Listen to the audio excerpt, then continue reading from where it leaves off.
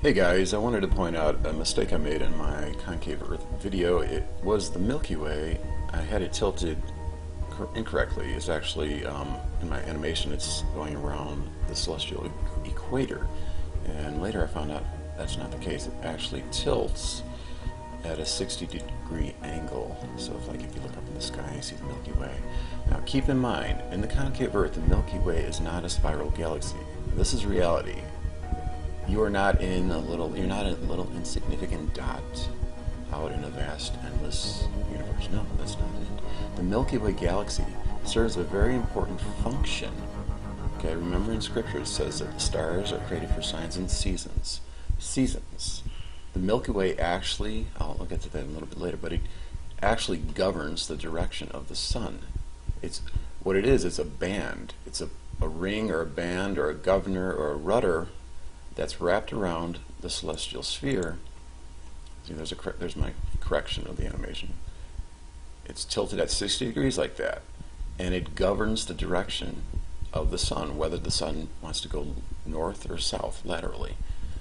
And what I did was I did some investigation into the Milky Way galaxy, and it turns out that from 1990, I believe, to 1993 to 2009, there was, I guess NASA said that they had the Ulysses satellite that actually, they say it orbited the sun. Okay, well, no, I don't believe it orbited the sun. They think the sun is 93 million miles away. It's not that far away, guys. It's very close. It's within the Earth, okay? And as far as like satellites go, if you know anything about how they're not really up there, they can't get past the thermosphere because it's 2,000 degrees Celsius. Yeah. They usually, what they do is they'll mount some kind of apparatus, some kind of surveilling camera apparatus to the glass sky at 100 kilometers high, and then you can shoot the sky. You can take pictures of the sky, or they might have a very low orbiting satellite that's just going skimming above the glass. But if you get any higher than 120, 140 kilometers, the temperature increases so greatly you wouldn't survive. And then they try to tell you, well, the air molecules are too far apart. No, that's baloney. That just doesn't work that way, guys. But anyway, the Ulysses satellite, I was doing some research and I found out that it says that here, observations of the sun's poles are sensitive to the tilt of the sun's rotation axis relative to the ecliptic plane.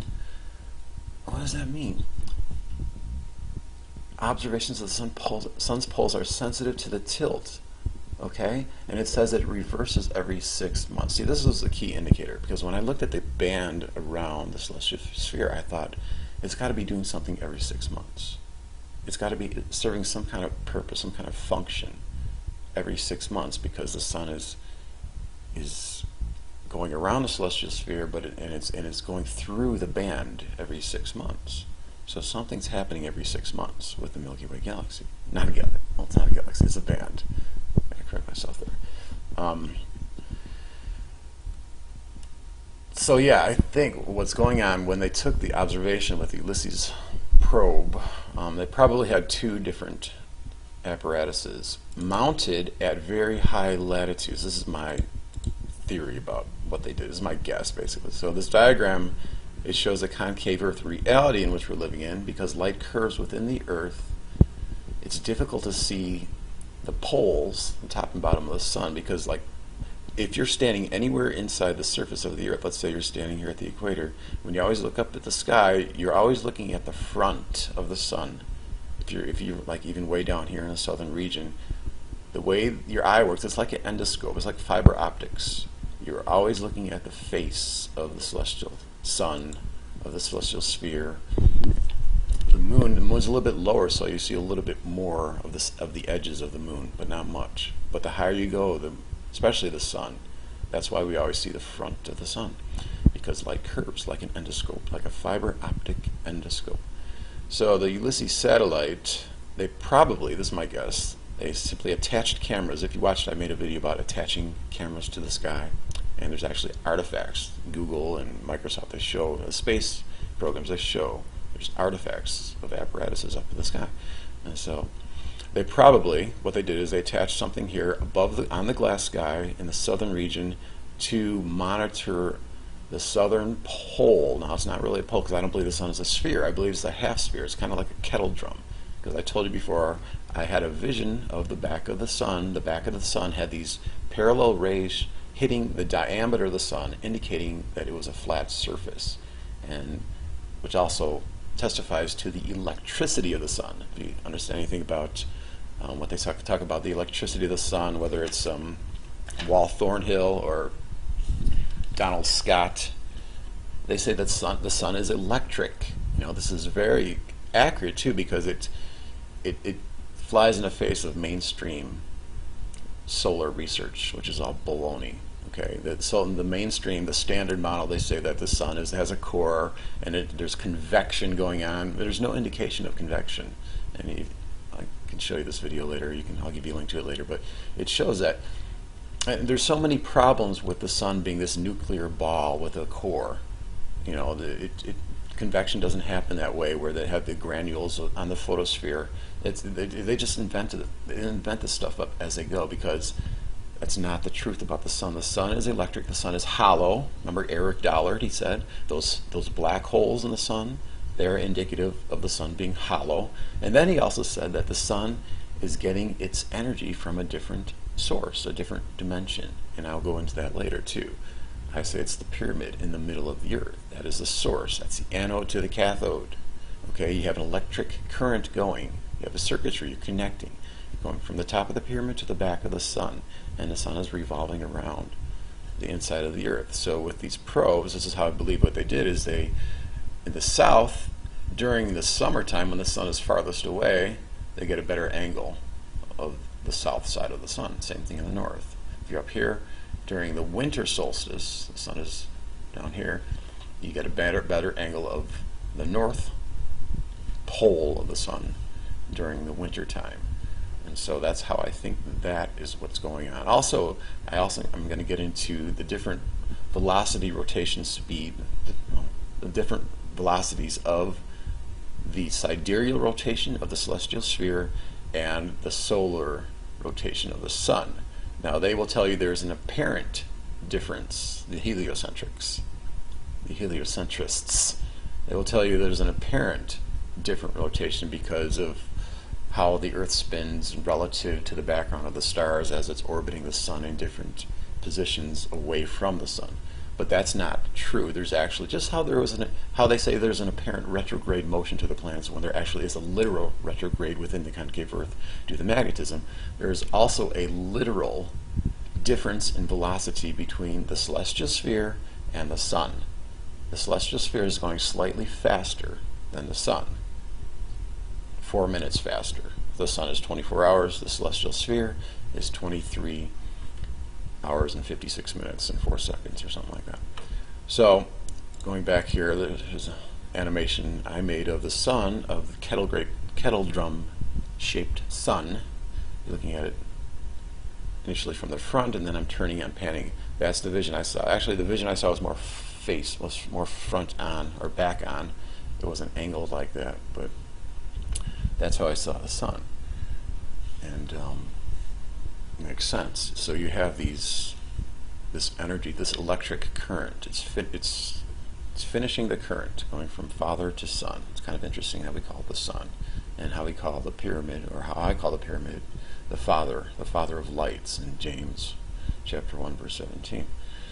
So the actual function of the Milky Way band now you look here, okay, I have this labeled here. When the sun is at its highest, its crest in the summer solstice, it's going to start turning. Remember how they told you the tilt angle relative to the ecliptic? So the sun is going to start turning counterclockwise, going south now, as it passes through the Milky Way. The Milky Way steers it somehow. Must be like, what I think is this whole celestial sphere is pretty much dark and very thick clouds. The Bible says thick clouds of the sky, or dark water and thick clouds. And so I think that Milky Way band is a little bit thinner. That's why we see light coming through. And so there must be some kind of change with the thickness or the thinness of that light, and is changing the rotation of the sun slightly. It's just a bank angle, I guess you would call it, and it's starting to turn down like that. And so Because of the different rotational speeds, the sun is a little bit slower. That's how the sun goes through the 12 constellations. Okay, you have the ecliptic here, and then you have the celestial equator. That's the green stripe, and then the white stripe is the 60-degree band of the Milky Way. It's a band. It's not a galaxy. It has a function. So when it gets down to the south during the winter solstice, it starts turning. The band causes the sun to turn back clockwise again. So it's a governor. It has a purpose. It's a direction. Everything works. Everything has function within the concave Earth.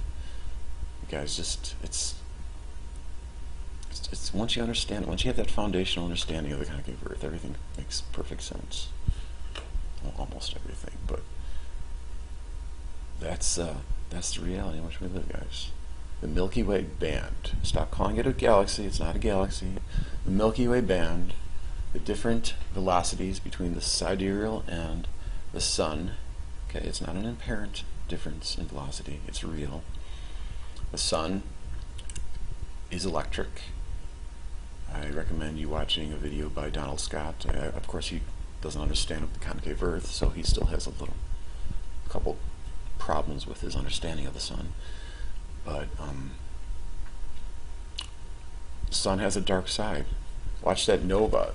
There's a nova video about how they talk about the bullshit, how they talk about, oh, there's helioseismology going on in the core of the sun, and then there's convection going on. Well, no, Donald Scott talks about how there's a temperature minimum in the chromosphere. So you got the sun, you got the surface of the sun would be the photosphere, and then the chromosphere, and then the corona. And it doesn't work that way. He's talking about how a nuclear reactor doesn't work that way. There can't be a temperature decrease and then all of a sudden an increase. But and then of course CMEs I think happen a lot slower within the concave Earth. I mean, they're talking they're saying they get really fast, like up to 1 million miles an hour. Well, that's because you're already thinking that the sun is 93 million miles away. It's not. So everything is within the Earth. Everything's happening, as far as CMEs, it's happening slower. Alright. I think that about does it for this video. See, did I miss anything? No. Talk to you later.